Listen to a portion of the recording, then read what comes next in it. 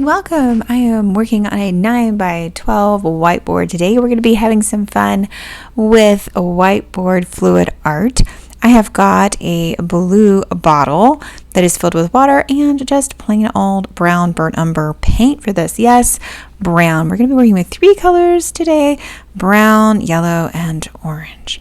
Now I am using a 2-inch soft bodied brush, and I'm just going to spritz my board with water. You can just water the paint down or use fluid paint for this.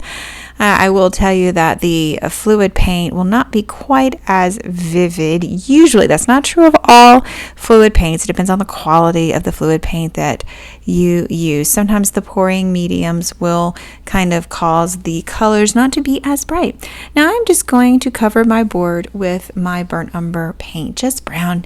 You know, most people don't use a lot of brown. I know I don't when I am doing my fine art paintings, but unless I'm painting forests, then I'm using brown for the trees. But I am just putting that in, just cross-hatching it on to my board. And yes, this literally is a whiteboard. It's a white lap board, really, when it comes down to it. This one's double-sided. But you can actually do these paintings on the board, and you can either erase them, and you're going to see me go through some different iterations in my process today, so you can see all the things that you can do. And then you can also spray a fixative over the top, and then put a varnish over the top, and you can have a painting that lasts for a very long time. So now what I'm going to do is use this. Now this is my new tool. It is actually the kind of stuff you get around Christmas time, that instead of packing peanuts, now they use these bags that are basically filled air. And I'm going to show you some of the things that you can do with it. I'm just going to be doing some sliding to the middle today, so you can see some of the very pretty texture that you can get from this filled air bag.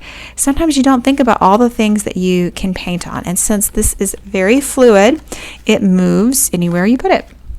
And it's moving to the middle with this bag. And that's a very pretty look right there. It almost feels like a ribbon if it were red. Now I'm going to just dot this and show you what I get. You can see it's a very flat kind of spiral, but it is a spiral. It's kind of cool. It's very geometrical, and it's a very different spiral than you get with a balloon. So we're going to use this as our base. This one doesn't have the center here. But you can see that it's a lot flatter. It's just a different design than you get when you're using a balloon. And we are going to use a balloon.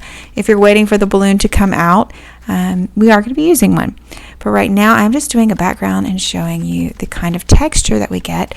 And it's starting to look like a pretzel. Yes, it is looking like a pretzel. So we're not going to keep a pretzel, but this is going to make a pretty good backdrop for what we are going to do. Just keep tapping. Yes, definitely a pretzel. It is definitely a pretzel. So this looks a little bit like a hot mess. It's going to change. I promise you that. I'm going in the middle now with my balloon. This is just a water balloon, so a very small balloon. This is a small picture, but I like to use water balloons. I think you get a very controlled look, and it's just tap as I make a spiral in the middle of the board, right on top. Now do remember that this paint, if you're not careful, will dry on you, and you will need to re-wet it. It needs to stay fluid. And there's the little tiny taps of the balloon. So you can see that the balloon tapping is much more round, obviously, because it's a round object. It's a sphere. But you can also use elongated balloons, and they're not spheres, and you get a whole different look.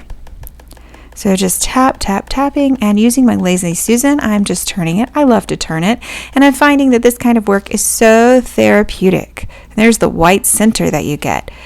This is it's just a great feeling to tap. For me, I don't know why. I just so enjoy the tap. Now I'm adding a little bit of orange here. This is just pre-mixed orange. I believe it's Master's Touch. I have a lot of Master's Touch because I go to Hobby Lobby. So this is just orange paint here. Doesn't really matter. And I'm going to add a little bit of water to it. I'm just pouring some into the tray for this, making it nice and smooth. Since I can't spray my board at this point, that's why it's kind of important to have paint that has water or medium in it, because once you get to this point, you can't spray it with water and mix it. I just do that in the very beginning, partly because I'm lazy, but that's okay. Now I'm going to tap the orange in. I'm going to add an extra color. We're going to see an extra dimension to this, and it may look a little yuck at first, but it's not going to stay that way. So lots of little teeny taps. There we go. Yeah, looks a little messy. Just keep on tapping, and keep on going. I'm just adding some dimension with my color. This is not going to be the color that I end up with totally, but the orange is just another addition. And you can see how the orange and the brown play with one another. Now, I am going to add a little bit more orange right around the center. Really fast taps. You're like, oh, you're running it. Am I running it? You're going to get a very 3D, like you're looking into a tunnel effect from what I'm doing now. And you can see the depth. Looks like it's getting smaller, which that's perspective for you. But it is going to work out. Now I am sliding my balloon here. This is just a balloon slide. Because I'm uneven on one side, I don't like that it's uneven, so I'm balloon sliding it. I do really love that texture in the corner, but I've got to get rid of it in order for this painting to turn out. It's not quite as pretty, but I did not quite get center with this. Sometimes it's a little harder with these 9x12 boards versus the 12x12s.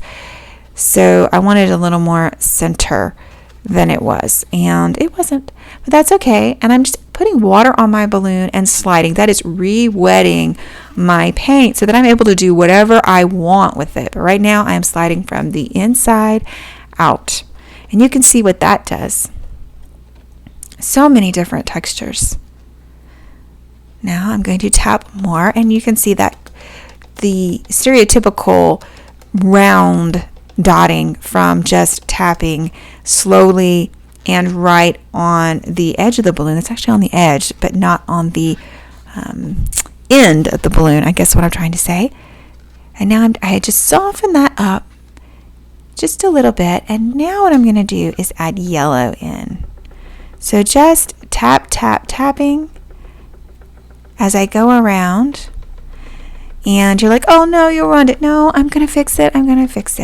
I love doing this. It's just a very therapeutic process. And why I included this one on the channel is because you can see the different iterations that I go through when I'm doing a painting, when I'm just enjoying myself on an afternoon, going, what do I want to create today? The process of using this is so nice, so therapeutic, and so calming. And I've needed some calm lately. We've adopted a new kitten, and yeah, I need a little bit more calm. And I had to fix up the house too. So this is a lot of fun to get to do, just spending a little bit of alone time. So if you want to have something fun to do, this is definitely it. This is fun. If you like anything artistic, this is fun and creative. Okay. Now, what I'm going to do is add more in the middle, and that is to make these little teeny tapping all the way from the middle, and I'm going to be spiraling out. And here you're starting to see that spiral. And when you do this, it kind of gives the lights and the clouds look. It kind of feels that way.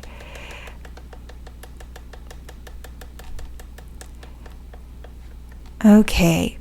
Now it's looking more like the center of a flower. So it kind of depends on the feeling that you want to have for your piece of work. So it started from this, moved into this as we moved inward, and then we used our square bag, and then we made our tunnel, and now here we are, almost like the center of a flower, but also kind of like I'm in a wormhole to another world, and it almost looks like clouds, and the light on this one is so awesome. I love the light. As I pull away, as the light gets dimmer, you don't see it, but here it is. There's the light in the middle, and it really is very obvious that I need to get some better lights, but you can really see the play on light this one has, and just the touch of color that's left. There's not really any orange left. Please smash the like button if you enjoyed this fluid whiteboard painting, and check out these videos.